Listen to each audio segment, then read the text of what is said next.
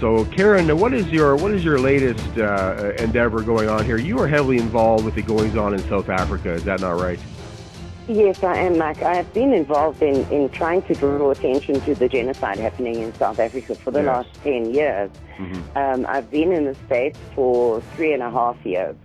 And since I got here, through Operation American Spring, I realized the power of the press and the power of the show hosts. Mm.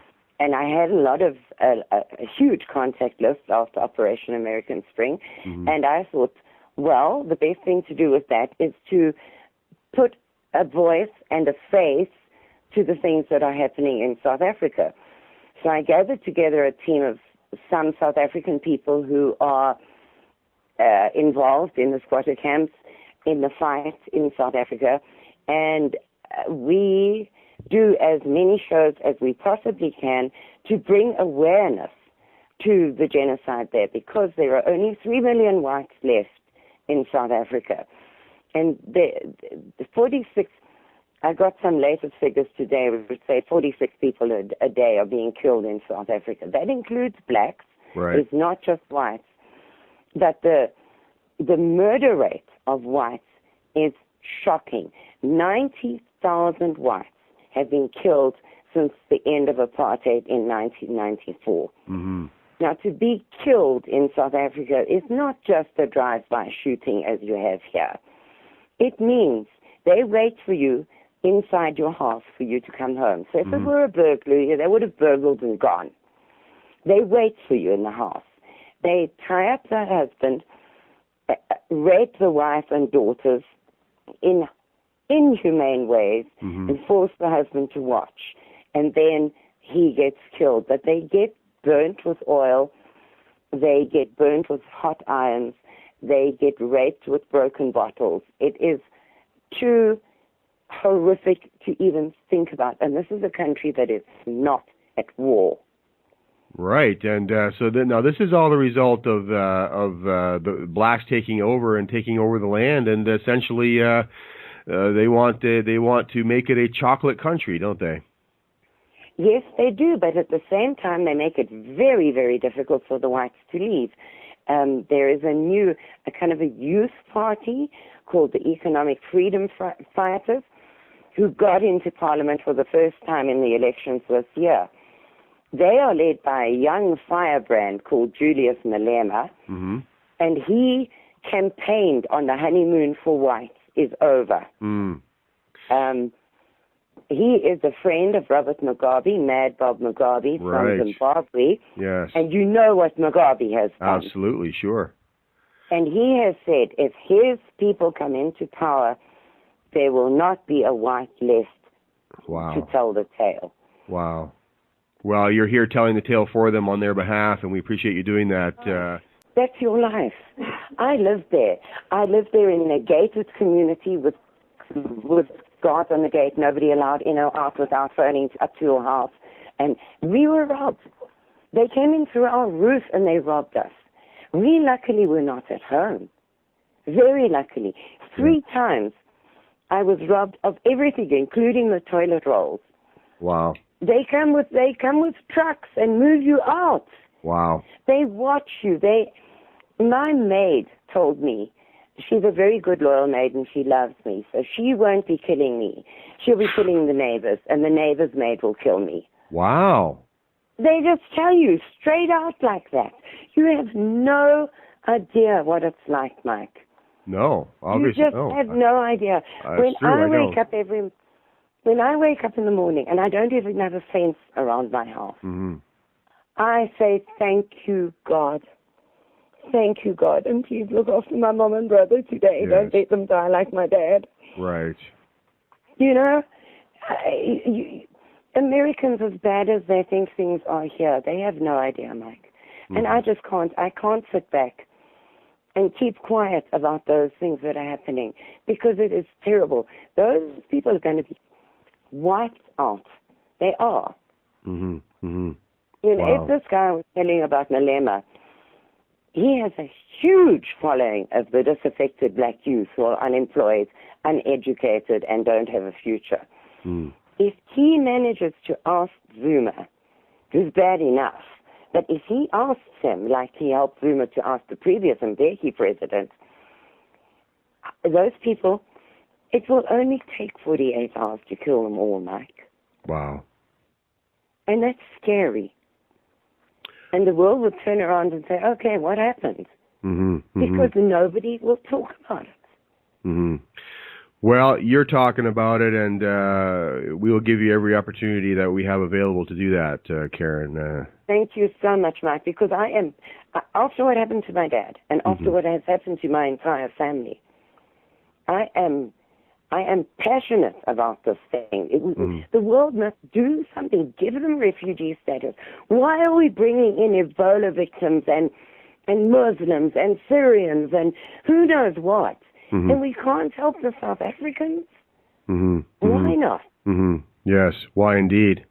What are your thoughts on Oscar Pistorius? Were you watching all of that? Yes, I did. I watched all of it. And well, my husband stopped me watching TV because I wanted to shoot the American commentators. Because you cannot apply American standards to something that happened in South Africa. Right. You had these pundits on TV saying, well, you know, the law says this and that, and we can't believe the following. And I would go red in the face and have steam coming out my ears because I thought of this man. He has no legs. Right. So he's taken his legs off and he's in bed for the night. Now, I left South Africa just over 3 years ago. I know that you sleep with both ears open and one eye open. Wow. You never sleep. You live behind 8-foot walls with electrified wire on the top. You have electronic gates. You have burglar alarm systems. You have burglar bars on every window, and you generally have a panic button attached to a security company. So, but even those things do not keep you safe. So this man is already at an enormous disadvantage. And you live in fear. You live in fear in South Africa. If you stop at a stop street or a traffic light in South Africa, you are surrounded by hawkers who want to sell you candies or a scarf are they reaching into if you're stupid enough to drive with your windows open, they're reaching in and taking your handbag, or they will pull you out of the car and steal your car with your children still in it. So in South Africa, you live in a heightened state of fear all the time. Now, I'm thinking about this poor man. He's in bed, it's late at night, he hears noises in his house. Right. Your immediate thought is, this is your last night on earth. That is the first thing you think. Okay. You know you're going to be killed. You know, without a second's hesitation, they are there to kill you. So this man is terrified. And he then goes in search of the source of the noise. Right. And he finds his bathroom door closed. Now, nobody has said whether he had his legs or not at that moment. But think about that man. In a state of abject terror and so unable to protect himself. So he shot through the bathroom door. Now, that is one scenario. Right. I don't know. I wasn't there. I don't know what happened in that house that night. But I feel that the world needs to know that white South Africans live in terror. And you just cannot apply the same rules that you apply in American courts to people in South Africa. Because you don't know that fear. Right. Do you think that the judge was fair? Because, I mean, let's face it, he really, in a real world scenario, he really only got 10 months in prison. Do you think that was fair? Well, no, I don't think that was fair. Whether it was homicide, intentional or culpable homicide, he killed an innocent person. Yes. So I'm not on his side. Right. I'm just trying to paint a picture of what he may have been thinking at that moment. Wow. I'm not on his side. And no, it wasn't fair.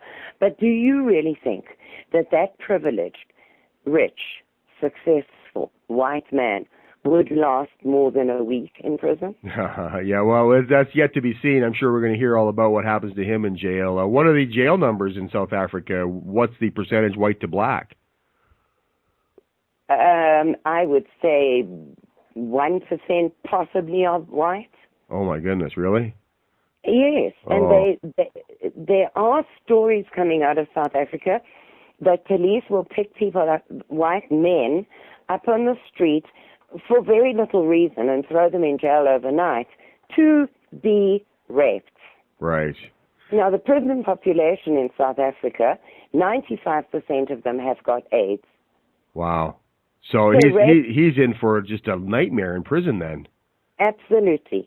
And that's, look, it can't be helped. He did wrong. He killed somebody. Right. He killed a very innocent, sweet young girl. And whether it was on purpose or whether it wasn't is beside the point. She is dead. Mm-hmm. Mm-hmm. And he deserves to be punished. Right.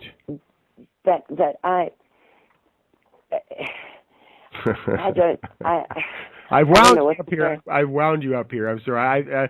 I surprised you with that question. You've done a great job painting a picture for what things are like, what life is like in South Africa, and I don't know. I guess people will begin to think differently about the whole case. I mean, it really does give us food for thought. The circumstances surrounding his life as a white man there, always living in fear of being killed or robbed or both, and it does paint a very different picture for what was happening there. Now, he did kill an innocent woman, and he's going to go do some time in prison, and it looks like it might be a little trip through hell for him, 10 months in that sort of situation. But I appreciate you coming on and explaining things, what went down with American Spring, the coming new revised Redux version of American Spring, and giving us a glimpse into South Africa. Karen Smith, thanks for being on the show today.